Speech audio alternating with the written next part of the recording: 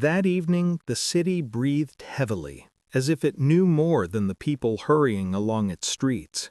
Streetlights flickered unevenly, the rain-soaked asphalt reflected the glow, and it felt as though beneath his feet lay not a road, but someone else's restless memory.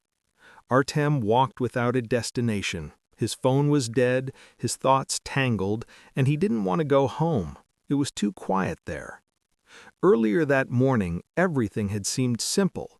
An ordinary day, ordinary conversations, familiar fatigue. But one message changed everything.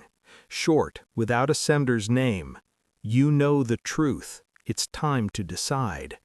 He reread it dozens of times, trying to understand who had sent it and which truth it referred to.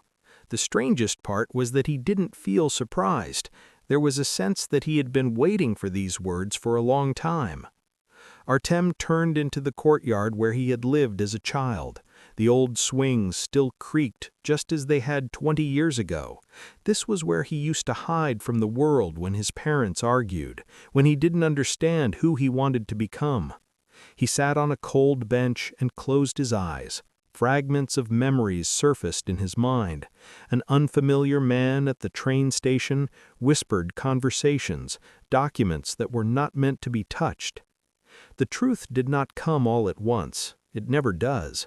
It arrives slowly, as if testing whether you were ready to accept it. Artem remembered how several years earlier he had accidentally found a folder with his name on it in a closet. Back then he was frightened and pretended he hadn't seen anything. Now that memory struck with new force. That folder contained more than just papers. It held someone else's life, tightly intertwined with his own. Suddenly the phone turned on. The remaining battery was enough for a single notification, an unknown number. You didn't survive by accident back then, and you're not living by accident now. His heart started to race. Artem understood. Running away no longer worked. If he wanted to keep living, he had to stop pretending the past didn't exist. He stood up and headed toward the subway.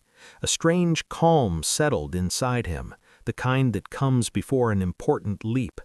Fear hadn't disappeared, but it no longer controlled him. Artem knew the answers might destroy the familiar world, yet the thought of never knowing who he truly was frightened him even more. The train rushed through the tunnel, and his reflection in the window looked unfamiliar.